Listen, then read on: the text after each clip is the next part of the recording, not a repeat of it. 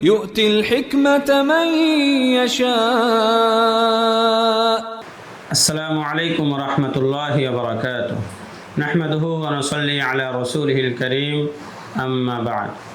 এই দরসে আমরা আলোচনা করব শরহ উকুদ রসমিল কিতাব থেকে 31 নম্বর উসুল বা মূলনীতি। 31 নম্বর উসুল বা মূলনীতি হলো, যদি দুইটি কওলের তাসহিহের মধ্যে তাআরুজ হয় তাহলে কোন কওলটা অবলম্বন করা উচিত, পদ্ধতি কি। এ সম্পর্কে কায়দা বা উসুল হলো, যদি একই সাথে দুইটা কওলের তাসহিহ করা হয়, দুইটা কওলকে সহিহ সাব্যস্ত করা হয়, তাহলে মুফতি বা মুকাল্লিদের জন্য ইখতিয়ার থাকবে যে কোনো একটা কওলের উপরই সে আমল করতে পারে, ফতোয়া দিতে পারে, অবলম্বন করতে পারে। ওয়া ইন তাজিদ তাসহিহা কওলাইনি ওয়ারাদ ফাখতার লিমা শি'তা ফাকুল্লুন মু'তামাদ, আল্লামা শামী বলেছেন। তবে যদি নিম্নে উল্লেখিত 10টি সূরত সামনে আসে তাহলে সেক্ষেত্রে আর ইখতিয়ার থাকবে না, বরং নির্দিষ্ট নিয়ম অনুযায়ী তারজিহ দিতে হবে। সেই 10টি সূরত হলো, 1 নম্বর, যদি দুইটা কওলকে তাসহিহ করা হয় তবে একটা কওলকে সহিহ বলা হয় আর একটাকে আসহ বলা হয়, তাহলে যে কওলটাকে আসহ বলা হবে সেটাই মুফতাবিহি হবে, সেটার উপরেই ফতোয়া দিতে হবে, আমল করতে হবে। 2 নম্বর, দুইটা তাসহিহকৃত কওলের মধ্যে থেকে একটাকে যদি জালিকা ইউফতা বিহি দ্বারা তাসহিহ করা হয় তাহলে এটাই মুফতাবিহি কওল হবে। 3 নম্বর, দুইটা কওলকে যদি তারজিহ দেওয়া হয় তবে এর মধ্যে থেকে একটা কওল মতনের মধ্যে উল্লেখ থাকে তাহলে মতনের কওলটাই রাজে হবে। 4 নম্বর হলো, দুইটা কওলকে যদি তাসহিহ করা হয় তবে এর মধ্যে থেকে একটা কওল ইমাম আবু হানিফার, অন্য কওল সাহেবাইনের অথবা যে কোনো একজনের, তাহলেও ইমাম আবু হানিফা রাহমাতুল্লাহি আলাইহির কওলের উপরেই ফতোয়া হবে। 5 নম্বর হলো, যদি দুইটা কওলকে সহিহ সাব্যস্ত করা হয় কিন্তু সেগুলোর মধ্যে থেকে একটা জাহিরুর রিওয়ায়া হয় তাহলে সেটাই গ্রহণযোগ্য হবে।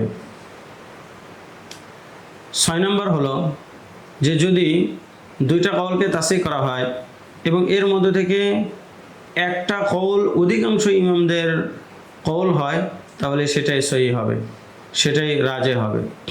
7 নম্বর হলো, যে যদি দুইটা কওলই সহিহ হয় তবে একটা কওলের ভিত্তি ইস্তেহসানের উপরে হয় আর একটার কিয়াসের উপরে হয় তাহলে ইস্তেহসানটাই রাজে হবে।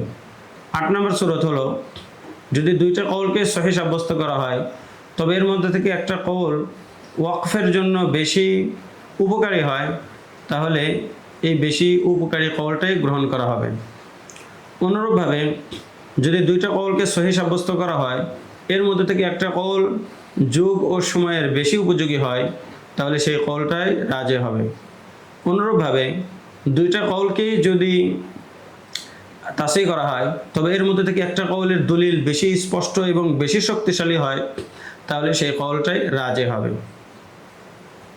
এই সবগুলো হলো তখন যখন তাসহিহের মধ্যে তাআরুজ হবে, অর্থাৎ দুইটা কওলকে একসাথে তাসহিহ করা হবে অথবা দুইটার মধ্যে থেকে স্পষ্টভাবে একটাকেও তাসহিহ করা হয় নাই। আর যদি কখনো স্পষ্টভাবে কোনো একটাকে তারজিহ দেওয়া হয় তাহলে সেটাই রাজে হবে, সেটার উপরেই আমল করতে হবে। এতক্ষণ পর্যন্ত আমরা 31 নম্বর মূলনীতি নিয়ে আলোচনা করলাম। ইনশাআল্লাহ পরের দরসে 32 নম্বর মূলনীতি নিয়ে আলোচনা হবে ইনশাআল্লাহ তাআলা। আসসালামু আলাইকুম রাহমাতুল্লাহি ওয়া বারাকাতুহু। ومن يؤت الحكمة فقد أوتي خيرا كثيرا وما يذكر إلا أولو الألباب.